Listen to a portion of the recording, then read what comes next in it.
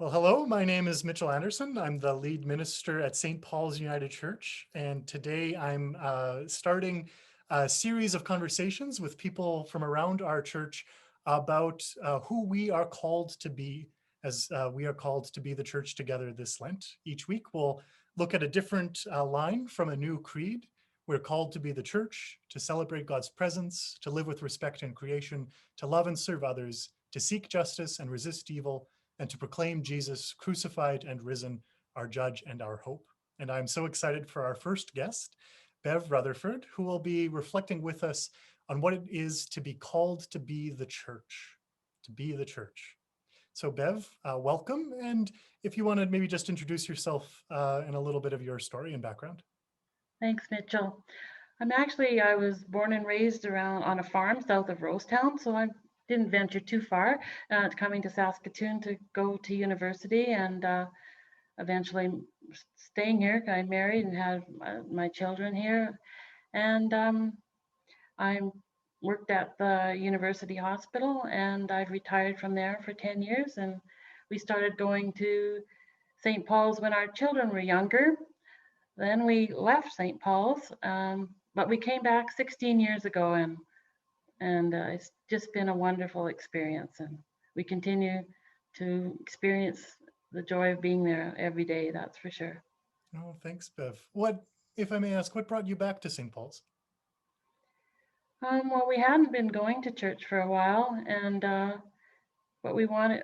We've been raised in both of us in church, and we wanted to come back. And St. Paul's was in our I guess in our neighborhood in a way, and we went back that Sunday, and we were so welcomed, and it was such a different experience than when we had gone there previously, and we so enjoyed the music too, and just the welcoming of the people at the church. So we just kept coming back.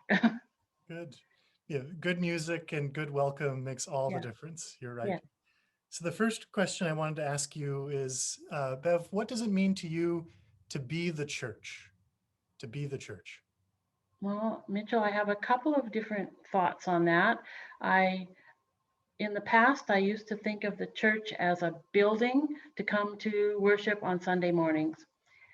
And that's what I thought as a child growing up and as a young adult. But I now in today's world, I think of the church as it's more than a building. It's the community of the people in the church, and the way we go there to deepen our faith, but we also have an outward focus into the community and identifying needs and ways that we can help others.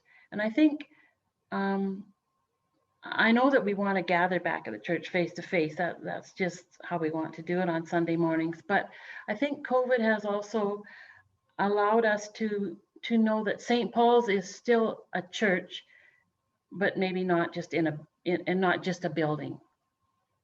Absolutely. Yeah, Good. that's how I feel. Good. Thank you. And are there any examples where you see that St. Paul's is a people and not just a building? Any stories maybe you'd want to share about that, of how you see that shift in your thinking?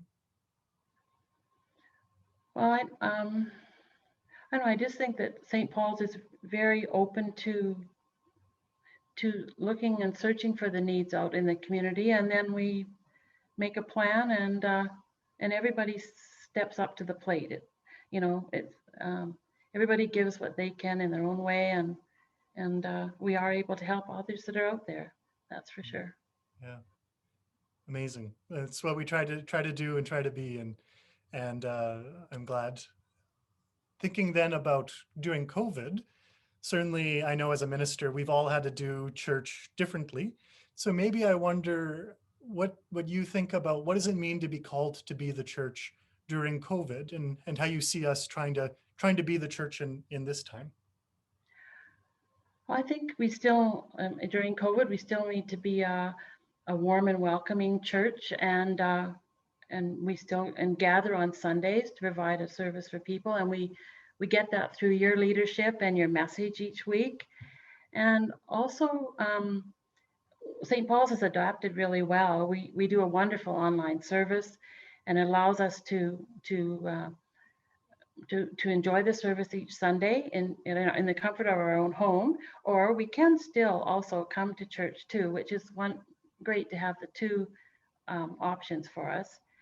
And despite all the restrictions of COVID, I think that St. Paul still has that sense of community and looking for ways to help in our community. And we reach out and do that. And also, our spiritual growth groups have been able to continue through COVID due to Zoom, which I hadn't really ever heard of before COVID. And I find that our groups give us a chance to grow our faith deeper and have discussions with our peers about the topic that we're studying at the time. And it also gives us an opportunity to socialize and also to support others when it's needed. Yeah, yeah. And spiritual growth groups also, I've heard, support people out in the wider community. And I think it was your spiritual growth group that helped buy some shoes this year. Do I have that right? That's right. We were able to. There was a need at Sutherland School for some of the kids to have new shoes, and we were able to buy some new shoes for them. And as Cheryl had related to us, our leader, that one little boy was so happy to get brand new shoes out of a box, and something that I don't think I ever really think about when I get new shoes, but just shows to go how we can, lift somebody's spirits, and we don't really realize it at the time. Yeah, I love that as an example that our faith is never just about ourselves, but it's always about serving others. And that's That's what it right. is to be the church. Yeah. We Yeah, can make a difference, right? absolutely. We can go make a difference. Um, are there any other times where you've seen us be the church well? Any other stories? Mhm. Well, first of all, I go back to, as I've already mentioned, our online worship service, how well we've adapted to that. And I think um, it's it's been really great that we can interact with each other before the service, during the service, and have your message, and that we can sing and together still, even though we might be at home. And I think that's really great. But there's also other things where we are the church, like in our Christmas campaign where we raised money, and we had a very such a great response to that we were able to provide assistance to 5 community agencies within Saskatoon for help with mental health issues and those that are suffering from mental health. And I think that is a really great thing, especially during COVID times when I think there have been more mental health concerns for sure. And also before Christmas, the identification of need for food hampers in Saskatoon, and for 3 families, I should say, in the Sutherland area. And I remember the day I went to drop off my food items at the church, I walked in and the lobby was just full of food. I was just overwhelmed myself. I couldn't believe it. Yeah, that was just great to see. And then also, people contributed financially to that campaign also. And as a result, St. Paul's was able to pay or help pay the utility bills for those 3 families in January. And I think, that's really a great thing that we were able to help them with that too. And we talked about the new shoes at Sutherland School. And also, I see our church through the work that Gilda Pilon does, she did making up the Advent kits and now the Lenten kits to give to families. Janet Potter's quilts that show up in our worship center, and that Cheryl Wilkin has been able to continue having us being able to have the spiritual growth groups. Also in the animal blessing service back in the fall, the phone trees that were been set up to keep in contact with people from St. Paul's. And also more recently, Betty Nyland had found out that Salvation Army was in need of warm winter clothing for men at the at the Salvation Army, that men that come there. And so she sent out an email, and some of us were able to respond, and so we were able to provide parkas and warm clothes, toques and mitts to those men in need. So those are ways I've seen our church still be the church in this time. And you know what? COVID hasn't stopped St. Paul's from being a church.